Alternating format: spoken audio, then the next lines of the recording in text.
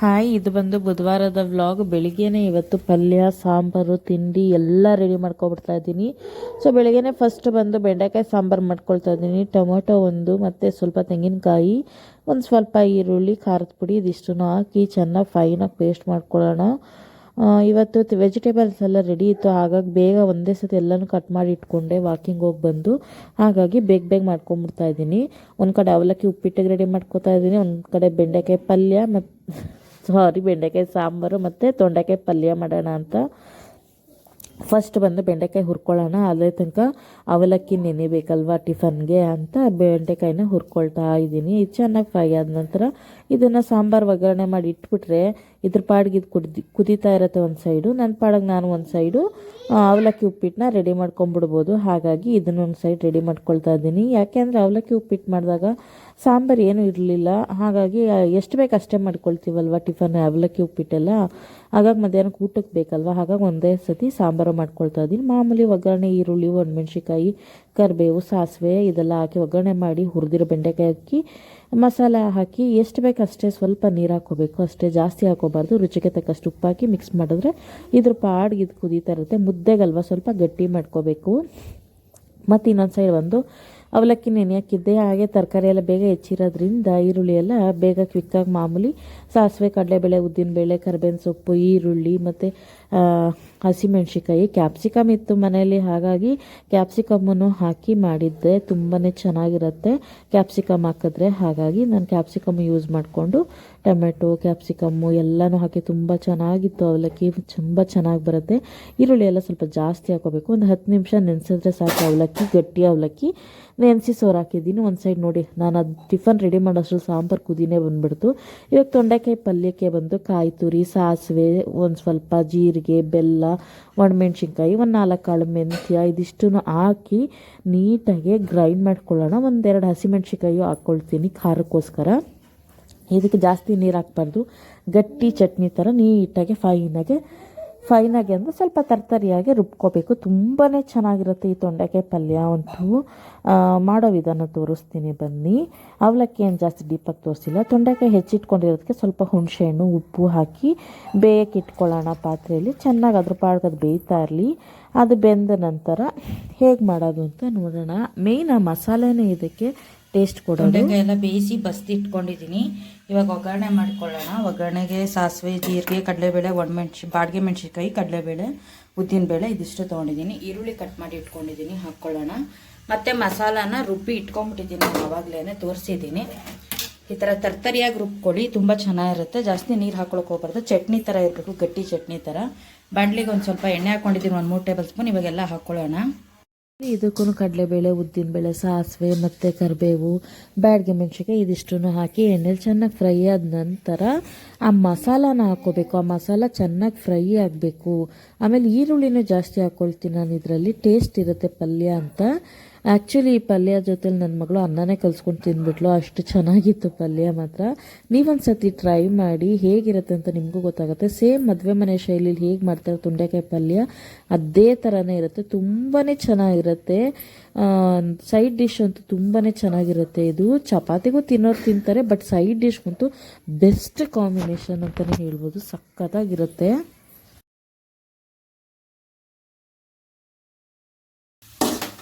ಈಗ ಇದು ಚೆನ್ನಾಗಿ ಫ್ರೈ ಆಗಲಿ. ಹಸಿ ಇರೋದ್ರಿಂದ ಸ್ವಲ್ಪ ಹಸಿ ವಾಸನೆ ಹೋಗೋವರೆಗೂ ಹುರ್ಕೊಳ್ಳೋಣ. ಇವಾಗ ಗೊಜ್ಜಿಗೆ ಈ ಮಸಾಲಾಗೆ ಸ್ವಲ್ಪ ಸಾಲ್ಟ್ ಹಾಕ್ಕೊಂಡಿದ್ದೀನಿ ಅಷ್ಟೇ ನಾನು. ಈಗ ಗಟ್ಟಿನೇ ಇರಬೇಕು. 1-2 ನಿಮಿಷ ಫ್ರೈ ಆದ ನಂತರ ತೊಂಡೆಕಾಯಿನ ಹಾಕ್ಕೊಂಡ್ಬಿಟ್ಟು ಮಿಕ್ಸ್ ಮಾಡಿದ್ರೆ ರೆಡಿ ಆಗುತ್ತೆ ತೊಂಡೆಕಾಯಿ ಪಲ್ಯ. ಈಗ ಮಸಾಲ ಚೆನ್ನಾಗಿ ಕುಕ್ ಆಗಿದೆ. ಇವಾಗ ತೊಂಡೆಕಾಯಿ ಹಾಕಿದ್ದೀನಿ, ಇದನ್ನು ಚೆನ್ನಾಗಿ ಮಿಕ್ಸ್ ಮಾಡಿ ಬೇಯಿಸೋಣ 1-2 ನಿಮಿಷ. ಆನಂತರ ಇದು ರೆಡಿ ಆಗುತ್ತೆ. ನೋಡ್ತಾ ಇರ್ಬೋದು ಎಷ್ಟು ಕಲರ್ಫುಲ್ ಆಗಿದೆ ಮತ್ತು ಎಷ್ಟು ಚೆನ್ನಾಗಿ ಬಂದಿದೆ ಅಂತ. ವಾಸನೆನೂ ಅಷ್ಟೇ ಚೆನ್ನಾಗಿದೆ. ಸ್ವಲ್ಪ ನೀರಿನ ಅಂಶ ಇದ್ರೂ ಪರವಾಗಿಲ್ಲ, ನಿಧಾನಕ್ಕೆ ಬೇಯಲಿ. ಯಾಕಂದರೆ ಬೆಂಡೆಕಾಯಿನೂ ಆ ಮಸಾಲೆನೆಲ್ಲ ಹೀರ್ಕೋಬೇಕು, ಉಪ್ಪು ಖಾರ ಎಲ್ಲ. ಹಾಗಾಗಿ ಸ್ವಲ್ಪ ನೀರಿನ ಅಂಶ ಇದ್ರೂ ಪರವಾಗಿಲ್ಲ, ಲೋ ಫ್ಲೇಮಲ್ಲಿ ಚೆನ್ನಾಗಿ ಒಂದಷ್ಟು ಹೊತ್ತು ಬೇಯಿಸ್ಕೊಳ್ಳಿ. ನೋಡ್ತಾ ಇರ್ಬೋದು ಎಷ್ಟು ಚೆನ್ನಾಗಿ ಬಂದಿದೆ ಬೆಂಡೆಕಾಯಿ ಪಲ್ಯ. ಅಂದರೆ ನೋಡೋಕ್ಕೆ ಎಷ್ಟು ಚೆನ್ನಾಗಿ ಕಾಣ್ತಾ ಇದೆಯೋ ಅಷ್ಟು ರುಚಿಯಾಗಿತ್ತು. ಮಾತ್ರ ನೀವು ಮಿಸ್ ಮಾಡಲೇಬೇಡಿ, ಒಂದು ಸತಿ ಟ್ರೈ ಮಾಡಿ. ಕಮೆಂಟ್ ಸೆಕ್ಷನಲ್ಲಿ ಹೇಗಿತ್ತು ಅಂತ ನನಗೆ ಕಮೆಂಟ್ ಮಾಡೋದಂತೂ ಮರೀಲೇಬೇಡಿ. ನಿಜ ತುಂಬಾ ಚೆನ್ನಾಗಿರುತ್ತೆ. ನನಗಂತೂ ತುಂಬಾ ಇಷ್ಟ ಆಯಿತು. ಮದುವೆ ಮನೇಲಾದರೆ ಕಡಲೆಕಾಳು ಹಾಕಿ ಮಾಡ್ತಾ, ನಾನು ಕಡಲೆಕಾಳು ನೆನೆಸೋದು ಮರ್ತಿದ್ದೆ, ಹಾಗೆ ಮಾಡಿದ್ದೀನಿ ಅಷ್ಟೇ. ಇದೆಲ್ಲ ಮಾಡಾದ್ಮೇಲೆ ಮಧ್ಯಾಹ್ನ ಊಟಕ್ಕೆ ಬೆಂಡೆಕಾಯಿ ಸಾರು, ತೊಂಡೆಕಾಯಿ ಪಲ್ಯ, ಅನ್ನ ಹಾಕ್ಕೊಂಡು ಊಟ ಮಾಡಿದೆ. ಸೂಪರಾಗಿತ್ತು ಊಟ ಅಂತೂ ಇವತ್ತು, ಸಖತ್ತಾಗಿತ್ತು.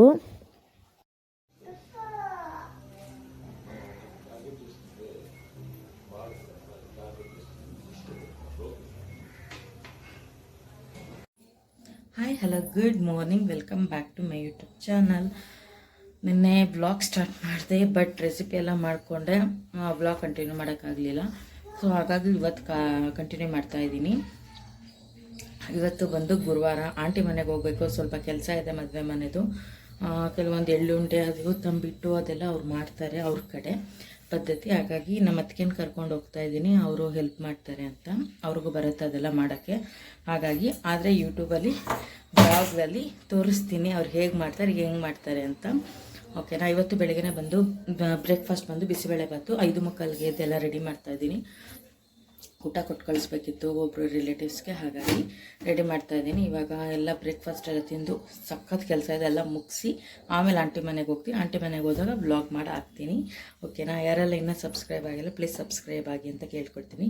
ನೆನ್ನೆ ಬ್ಲಾಗ್ ಜೊತೆಲಿ ಇದನ್ನು ಕಂಟಿನ್ಯೂ ಮಾಡ್ತಾಯಿದ್ದೀನಿ. ನೆನ್ನೆ ಹೇಳಿದ್ನಲ್ಲ ಅದೇ ಕಂಟಿನ್ಯೂ ಮಾಡೋಕ್ಕಾಗಲಿಲ್ಲ ಅಂತ, ಮರ್ತುಬಿಟ್ಟಿದ್ದೀನೋ ಅದೇನು ಒಂದು ಗೊತ್ತಿಲ್ಲ. ನೆನ್ನೆ ವ್ಲಾಗೇ ಕಂಟಿನ್ಯೂ ಮಾಡಿಲ್ಲ. ಇವಾಗ ವ್ಲಾಗ್ ಸ್ಟಾರ್ಟ್ ಮಾಡಬೇಕು ಅಂತ ನೆನಪು ಮಾಡಿಕೊಂಡೆ, ಹಾಗಾಗಿ ಇವಾಗ ನೆನಪನ್ನ ಬರ್ತಾಯಿದ್ದೆ, ಅಯ್ಯೋ ನೆನ್ನೆ ವ್ಲಾಗ್ ಮಾಡಿದ್ದೆ ಅಲ್ವಾ, ಕಂಟಿನ್ಯೂನೇ ಮಾಡಿಲ್ಲ ಅಂತ. ಸೊ ಕೆಲವೊಂದು ಸಣ್ಣ ಪುಟ್ಟ ರೆಸಿಪಿ ಮತ್ತು ತೊಂಡೆಕಾಯಿ ಪಲ್ಯ ಇವೆಲ್ಲ ಮಾಡಿದ್ನಲ್ಲ ನೆನ್ನೆ, ಅದ್ರ ಜೊತೆಲಿ ಇದನ್ನು ಸೇರಿಸಿ ಆ್ಯಡ್ ಮಾಡ್ತೀನಿ ನೋಡಿ. ಓಕೆನಾ. ಬನ್ನಿ ವ್ಲಾಗ್ ಕಂಟಿನ್ಯೂ ಮಾಡೋಣ. ಎಲ್ಲ ರೆಡಿ ಮಾಡ್ತಾಯಿದ್ದೀನಿ. ಊಟ ಕೊಟ್ಟು ಕಳಿಸ್ಬೇಕಿತ್ತು ಒಬ್ಬರು ರಿಲೇಟಿವ್ಸ್ಗೆ, ಹಾಗಾಗಿ ರೆಡಿ ಮಾಡ್ತಾಯಿದ್ದೀನಿ. ಇವಾಗ ಎಲ್ಲ ಬ್ರೇಕ್ಫಾಸ್ಟ್ ಎಲ್ಲ ತಿಂದು ಸಖತ್ ಕೆಲಸ ಇದೆ, ಎಲ್ಲ ಮುಗಿಸಿ ಆಮೇಲೆ ಆಂಟಿ ಮನೆಗೆ ಹೋಗ್ತೀನಿ. ಆಂಟಿ ಮನೆಗೆ ಹೋದಾಗ ವ್ಲಾಗ್ ಮಾಡಿ ಹಾಕ್ತೀನಿ. ಓಕೆನಾ. ಯಾರೆಲ್ಲ ಇನ್ನೂ ಸಬ್ಸ್ಕ್ರೈಬ್ ಆಗಿಲ್ಲ ಪ್ಲೀಸ್ ಸಬ್ಸ್ಕ್ರೈಬ್ ಆಗಿ ಅಂತ ಕೇಳ್ಕೊಡ್ತೀನಿ. ನೆನ್ನೆ ವ್ಲಾಗ್ ಜೊತೆಲಿ ಇದನ್ನು ಕಂಟಿನ್ಯೂ ಮಾಡ್ತಾಯಿದ್ದೀನಿ. ನೆನ್ನೆ ಹೇಳಿದ್ನಲ್ಲ ಅದೇ ಕಂಟಿನ್ಯೂ ಮಾಡೋಕ್ಕಾಗಲಿಲ್ಲ ಅಂತ, ಮರ್ತುಬಿಟ್ಟಿದ್ದೀನೋ ಅದೇನು ಒಂದು ಗೊತ್ತಿಲ್ಲ. ನೆನ್ನೆ ವ್ಲಾಗೇ ಕಂಟಿನ್ಯೂ ಮಾಡಿಲ್ಲ. ಇವಾಗ ವ್ಲಾಗ್ ಸ್ಟಾರ್ಟ್ ಮಾಡಬೇಕು ಅಂತ ನೆನಪು ಮಾಡಿಕೊಂಡೆ, ಹಾಗಾಗಿ ಇವಾಗ ನೆನಪನ್ನ ಬರ್ತಾಯಿದ್ದೆ, ಅಯ್ಯೋ ನೆನ್ನೆ ವ್ಲಾಗ್ ಮಾಡಿದ್ದೆ ಅಲ್ವಾ, ಕಂಟಿನ್ಯೂನೇ ಮಾಡಿಲ್ಲ ಅಂತ. ಸೊ ಕೆಲವೊಂದು ಸಣ್ಣ ಪುಟ್ಟ ರೆಸಿಪಿ ಮತ್ತು ತೊಂಡೆಕಾಯಿ ಪಲ್ಯ ಇವೆಲ್ಲ ಮಾಡಿದ್ನಲ್ಲ ನೆನ್ನೆ, ಅದ್ರ ಜೊತೆಲಿ ಇದನ್ನು ಸೇರಿಸಿ ಆ್ಯಡ್ ಮಾಡ್ತೀನಿ ನೋಡಿ. ಓಕೆನಾ. ಬನ್ನಿ ವ್ಲಾಗ್ ಕಂಟಿನ್ಯೂ ಮಾಡೋಣ. ಸೊ ನೋಡಿ, ಬೆಳಿಗ್ಗೆ ಬಿಸಿಬೇಳೆ ಬಾತ್ ಪ್ರಿಪೇರ್ ಮಾಡಿದ್ದೀನಿ. ರಾತ್ರಿನೇ ಎಲ್ಲ ಪ್ರಿಪ್ರೇಷನ್ ಮಾಡಿಕೊಂಡು ರೆಡಿ ಮಾಡ್ಕೊಂಡಿದ್ದೀನಿ, ಬೆಳಿಗ್ಗೆನೇ ಆದರೆ ಆಗಲ್ಲ ಅಂತ.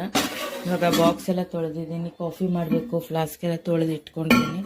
ಎಲ್ಲ ರೆಡಿ ಮಾಡಿ ಕಳಿಸ್ಬೇಕು. ನನ್ನ ಮಗಳು ಸ್ಕೂಲ್ಗೆ ಹೋಗೋ ಅಷ್ಟರಲ್ಲಿ, ನನ್ನ ಮಗಳು ಸ್ಕೂಲ್ಗೆ ಹೋಗ್ತಾಳಲ್ಲ ಅವಾಗ ಕೊಟ್ಬಿಟ್ಟು ಬರ್ತಾರೆ. ಸೊ ಬ್ರೇಕ್ಫಾಸ್ಟ್ಗೆ ಅಂತ ಹೇಳಿದ್ಮೇಲೆ ಬೇಗನೆ ಕಳಿಸ್ಬೇಕಲ್ವ, ಅವ್ರು ಯಾವಾಗಾದರೂ ತಿನ್ನಲಿ. ತುಂಬ ಲೇಟಾಗಿ ಕಳಿಸಿದ್ರೆ ಚೆನ್ನಾಗಿರಲ್ಲ. ಒಬ್ಬೊಬ್ರು ಒಂದು ಟೈಮಿಂಗ್ಸಲ್ಲಿ ತಿನ್ನೋ ಹ್ಯಾಬಿಟ್ಸ್ ಇರುತ್ತೆ, ಹಾಗಾಗಿ ಬೇಗ ಅವಳೊಂದು ಸ್ಕೂಲಿಗೆ ಬಿಟ್ಟು ಹಾಗೆ ಕೊಟ್ಟು ಬರ್ತಾರೆ. ಅದಕ್ಕೇ ಬೇಗ ಪ್ರಿಪೇರ್ ಮಾಡಿದ್ದೀನಿ. ಬೇಗ ಏನು ಎದ್ದಿಲ್ಲ, ಮಾಮೂಲಿ ಆ್ಯಸ್ ಯೂಶ್ವಲ್ ಎದ್ದೇಳೋ ಟೈಮಿಂಗ್ಸೇ ಎದ್ದಿದ್ದೀನಿ.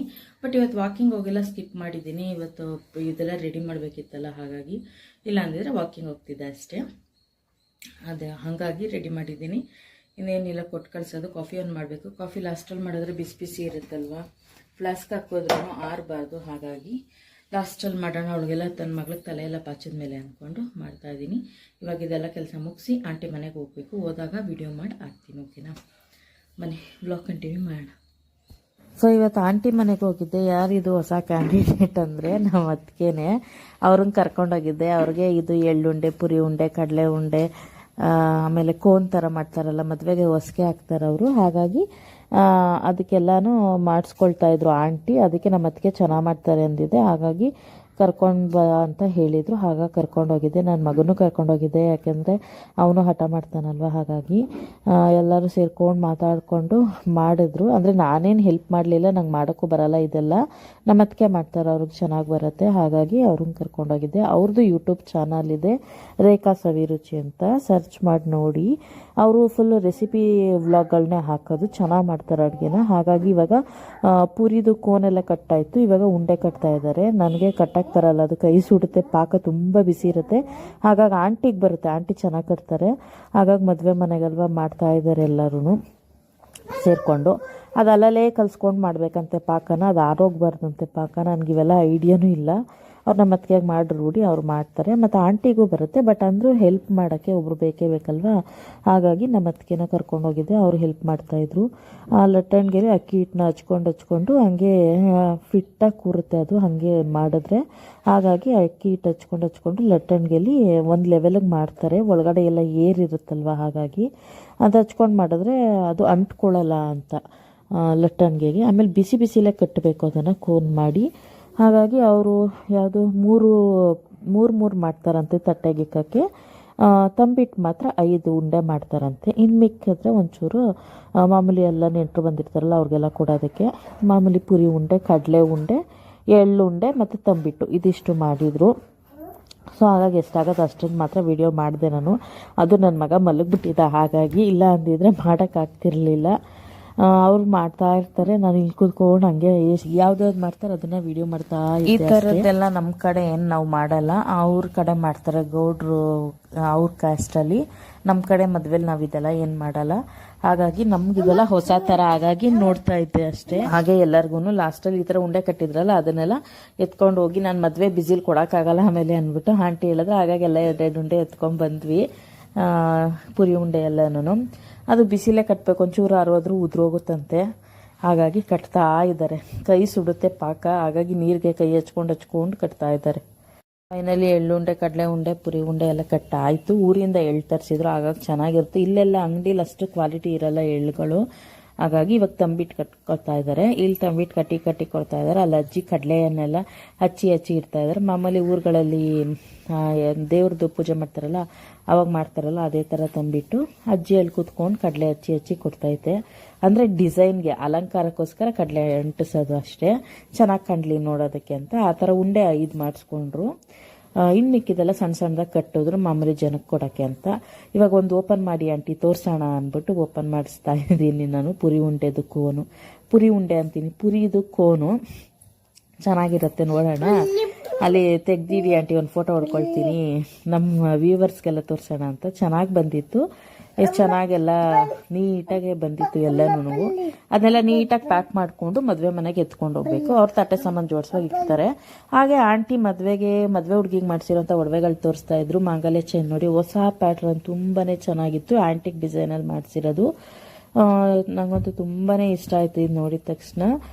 ಎಷ್ಟೆಷ್ಟು ಗ್ರಾಮ್ ಅಂತೆಲ್ಲ ನನಗೆ ಸರಿ ಕ್ಲಾರಿಟಿ ಗೊತ್ತಿಲ್ಲ. ಹಾಗೆ ಇದು ಹುಡುಗನ ಹೆಸರದು ರಿಂಗು, ಹುಡುಗಿ ಹೆಸರದು ರಿಂಗು ಬಂದು ಹುಡುಗಿ ಹತ್ರ ಇದೆಯಂತೆ. ಹಾಗಾಗಿ ಅಲ್ಲಿ ಎಂಗೇಜ್ಮೆಂಟ್ ಮಾಡುವಾಗ ಎಕ್ಸ್ಚೇಂಜ್ ಮಾಡಿಸ್ತಾರೆ ಚೌಟ್ರಿಲಿ. ಎಂಗೇಜ್ಮೆಂಟ್ ಮಾಡಿಲ್ಲ ಅವರು, ಅಂದರೆ ತಟ್ಟೆ ಬದಲಾಯಿಸ್ಕೊಂಡು ಹುಡುಗಿ ಮನೆಗೆಲ್ಲ ಹೋಗಿ ಬಂದಿದ್ದಾರೆ. ಮತ್ತು ಇದು ಹುಡುಗಿಗೆ ಮಾಡಿಸಿರೋಂತಹ ಓಲೆ ಜುಮ್ಕಿ, ಇದು ಅಷ್ಟೇ ಆಂಟಿಕ್ ಡಿಸೈನಲ್ಲಿ ಮಾಡಿಸಿದ್ದಾರೆ. ತುಂಬ ಅಂದರೆ ತುಂಬಾ ಚೆನ್ನಾಗಿದೆ. ಇದಂತೂ ಸಖತ್ತಾಗಿದೆ ಅಂತ ತುಂಬಾನೇ ಇಷ್ಟ ಆಯ್ತು ಈ ಜುಮ್ಕಿ.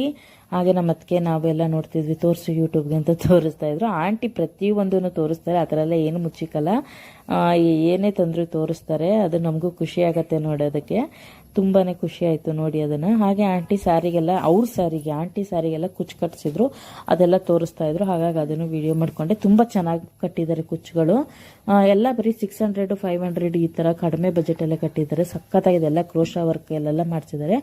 3 ಸ್ಯಾರಿ ಮಾಡಿಸಿದ್ರು. ಎಲ್ಲರೂ ನೋಡಿಕೊಂಡು ಅದೆಲ್ಲ ಮಾಡಿ ಕೊಟ್ಬಿಟ್ಟು ಕೊನೆಗೆ ನಮ್ಮ ಅತ್ತಿಗೆ ಜೊತೆಗೆ ಮನೆಗೆ ರಿಟರ್ನ್ ಬಂದ್ವಿ. ಸ್ಕೂಲ್ ಹತ್ರ ಬಿಟ್ಬಿಟ್ಟು ನಮ್ಮ ಅತ್ತಿಗೆ ಮನೆಗೆ ಹೋದ್ರು. ಸೊ ಇದಾಗಿತ್ತು ಇವತ್ತಿನ ವ್ಲಾಗ್. ನಿಮ್ಗೆ ಇಷ್ಟ ಆಗಿದ್ರೆ ಲೈಕ್ ಮಾಡಿ, ಶೇರ್ ಮಾಡಿ, ಸಬ್ಸ್ಕ್ರೈಬ್ ಮಾಡ್ಕೊಳ್ಳೋದು ಮರಿಬೇಡಿ. Thank you for watching.